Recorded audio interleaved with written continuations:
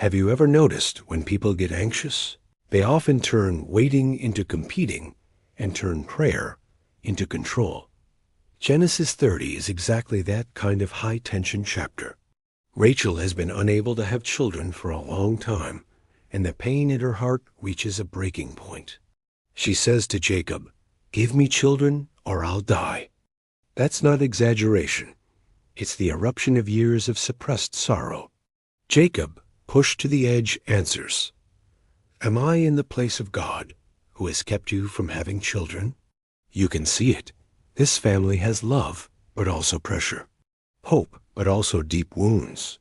Later, Rachel gives her servant Bilhah to Jacob, trying to gain children through human means. When Leah sees that Rachel is having children, she refuses to be left behind and gives her servant Zilpah to Jacob as well. And so children are born one after another, but you can feel it. The more they compete, the more chaotic it becomes. The more they grasp, the more exhausted they grow. Everyone is trying to prove something. I can't lose. I can't be looked down on. I have to hold on to something. Even a plant in the field mandrakes becomes a bargaining chip. Leah's son finds mandrakes. Rachel wants them, and the two sisters end up trading them for who gets to sleep with Jacob tonight. It sounds absurd, but we do similar things in real life. For security, for approval, we turn relationships, opportunities, and resources into transactions.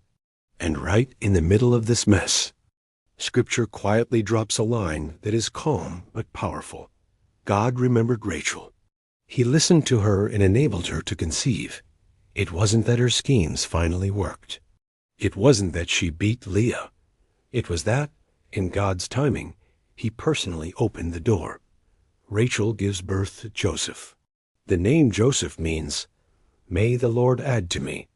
And you realize, when God begins to move, a heart that was drowning in anxiety can start to breathe again. Hope is born anew. The second half of the chapter also tells of Jacob's work. He shepherds Laban's flocks, yet he is exploited again and again, his wages changed repeatedly.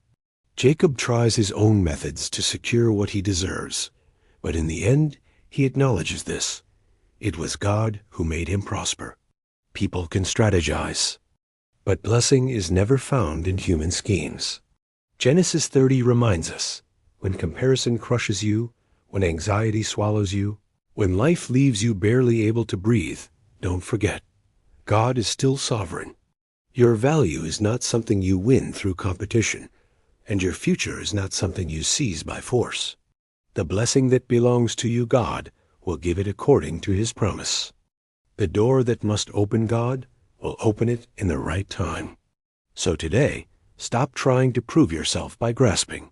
Place your anxiety into God's hands, and you will discover this. Even in human chaos, God can still write his accomplishment.